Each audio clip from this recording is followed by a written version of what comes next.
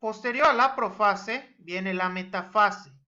Durante la metafase se da la formación del huso mitótico, estas fibras de microtúbulos que se van a insertar en los cromosomas. Un evento característico de la metafase es que los cromosomas se van a alinear en el ecuador de la célula, como podemos ver en la imagen. Recuerden que aquí tenemos una célula diploide, por lo tanto, van a existir 46 cromosomas que se van a alinear en el ecuador.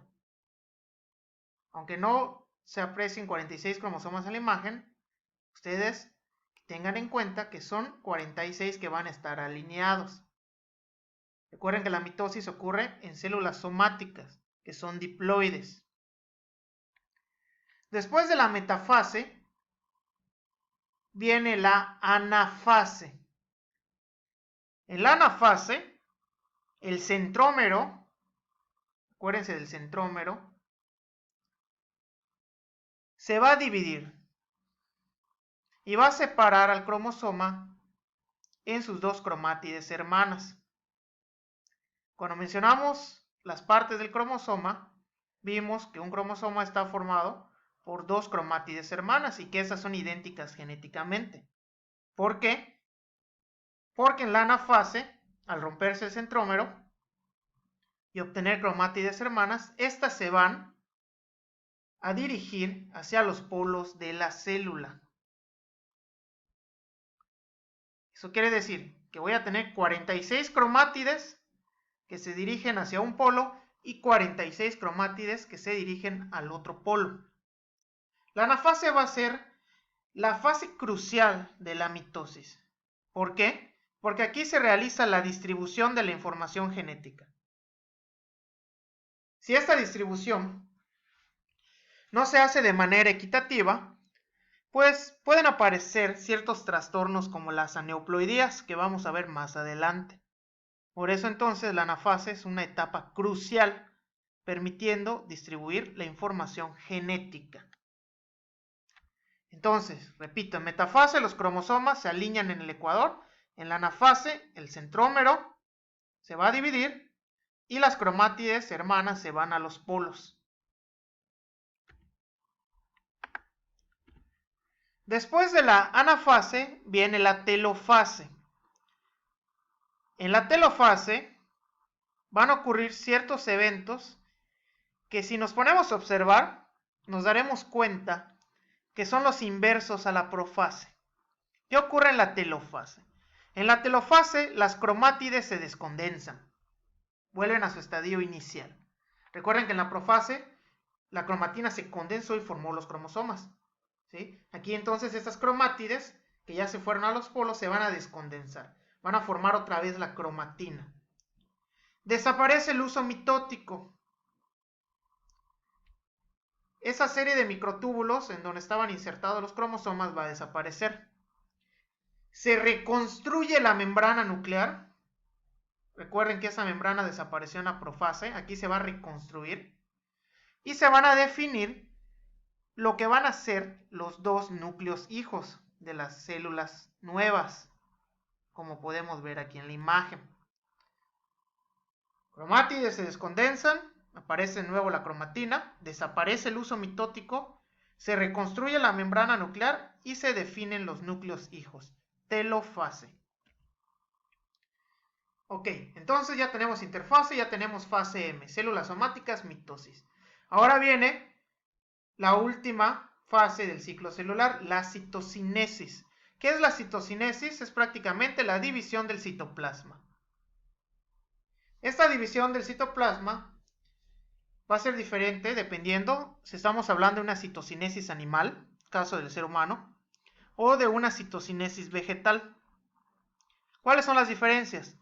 La citocinesis animal va a ocurrir por medio de un estrangulamiento del citoplasma.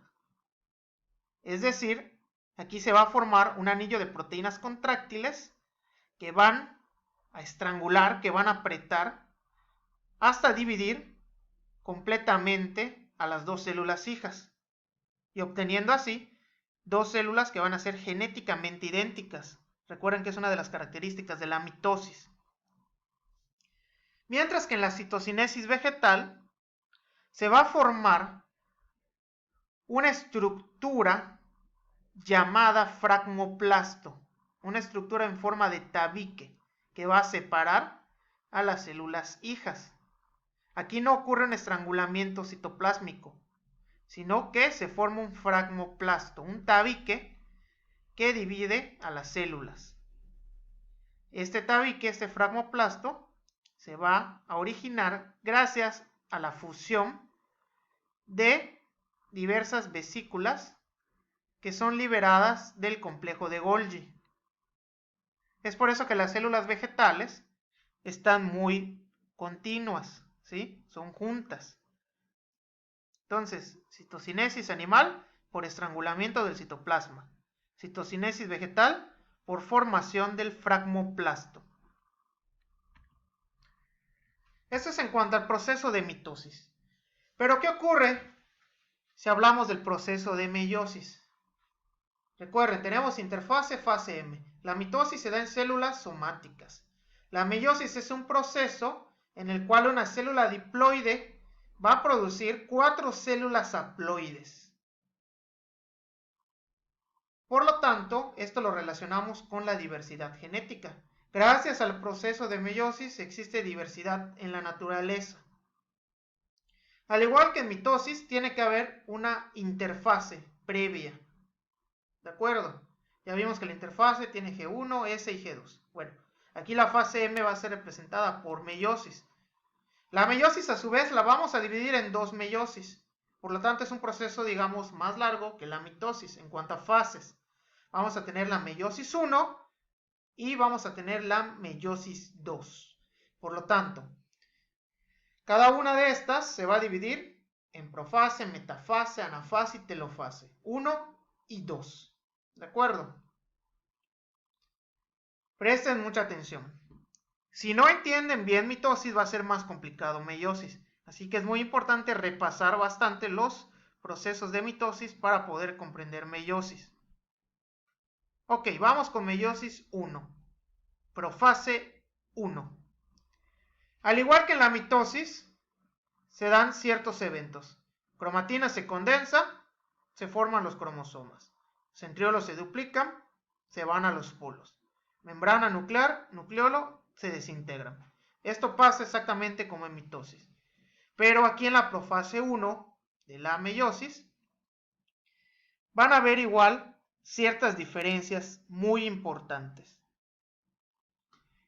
Durante la profase 1, los cromosomas homólogos van a formar pares en un proceso llamado sinapsis, que hace referencia a una interacción de genes. Y esto no ocurría en la mitosis. ¿Por qué se llaman cromosomas homólogos? Porque nuestros cromosomas los vamos a agrupar a manera de pares. Es decir, nosotros tenemos 23 pares de cromosomas. 22 se llaman autosomas, que son los cromosomas no sexuales. Y el último par, el par 23, los vamos a llamar gonosomas o cromosomas sexuales, ya que son los cromosomas que definen el sexo. ¿Y por qué se dice que son homólogos? Porque cada par está representado por un cromosoma que nos da nuestro padre y un cromosoma que nos da nuestra madre. Es decir, por ejemplo, mi par de cromosomas número 1, uno es dado por el padre y otro es dado por la madre. ¿Sí? Y así nuestros 23 cromosomas. Y el último, pues es el par sexual. XX mujer, XY hombre. ¿De acuerdo? Estos cromosomas, al momento de aparearse, al momento de unirse, los vamos a llamar cromosomas bivalentes. Y el punto de unión se les va a denominar quiasmas.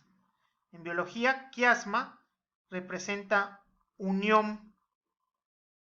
No sé si alguna vez escucharon el término quiasma óptico, por ejemplo. es el punto de unión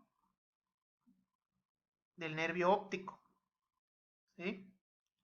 Y muy importante, en esta etapa se va a dar lo que se conoce como recombinación genética o entrecruzamiento, también llamado crossing over. Esta recombinación genética es el evento que permite la gran diversidad que existe en la naturaleza. Sin esta recombinación no habría diferencias entre los seres vivos. ¿De acuerdo? Eso es muy importante. Ok, vamos a repasar entonces esto de cromosomas homólogos, porque para empezar hay que entender el por qué se denominan así. Recuerden, se les llama homólogos porque cada uno deriva de cada progenitor. Aquí, por ejemplo, tenemos el par 5. Eso quiere decir que uno es dado por el padre y uno es dado por la madre. ¿De acuerdo? Estos cromosomas homólogos van a empezar a interactuar, ¿sí? Va a haber una interacción genética que va a permitir que se unan. La unión de los cromosomas homólogos va a permitir obtener los cromosomas bivalentes. El punto de unión de estos cromosomas se va a llamar quiasma. ¿De acuerdo? Es lo mismo que expliqué en la diapositiva anterior, pero aquí con imágenes para que lo entiendan mejor. Estos cromosomas bivalentes, durante la profase 1, van a recombinar sus genes, van a intercambiar información. Proceso que no ocurría en mitosis. Presten mucha atención, ¿sí? En la mitosis los cromosomas estaban separados. Los 46 cromosomas están separados. Sin embargo, en la meiosis, aquí se van a formar los pares. ¿De acuerdo? Y al momento de la recombinación genética, ahora vamos a tener cromosomas recombinados. ¿De acuerdo? La sinapsis cromosómica se da gracias a una estructura proteica que vemos aquí en la microfotografía, denominada complejo sinaptonémico. Gracias a esta estructura de proteína, hay un apareamiento perfecto de los cromosomas, ¿sí? Se alinean perfectamente y se unen perfectamente. ¿De acuerdo? Todo esto está ocurriendo solamente en la profase 1, para que tengan en cuenta las diferencias entre mitosis y meiosis. ¿De acuerdo? Ok. A su vez, la profase 1 la dividimos en 5 momentos, en 5 etapas. Leptoteno, cigoteno, paquiteno, diploteno y diacinesis. En esta imagen les puse exactamente qué ocurre en cada etapa de la profase 1. ¿Se dan cuenta de que la meiosis es más compleja que la mitosis? Para empezar, hay meiosis 1 y meiosis 2. Y la profase 1, donde se da la recombinación genética, se divide en sí en 5 etapas. En el leptoteno se condensa la cromatina. En el cigoteno se duplican los centriolos y van a los polos. Aquí se da la sinapsis, esa interacción. Se forma el complejo sinaptonémico. Se forman los cromosomas bivalentes, ¿de acuerdo? En el paquiteno, mucha atención, aquí se da el crossing over. Aquí se intercambia la información genética. En el diploteno desaparece el complejo sinaptonémico, esa estructura de proteínas que alineó los cromosomas. En la diacinesis, la última etapa, es la etapa con la máxima condensación de los cromosomas. Permanecen aún los quiasmas, es decir, los puntos de unión. Desaparece el nucleolo y comienza a desaparecer la membrana nuclear. ¿De acuerdo? Estas son las etapas de la profase 1 meiótica.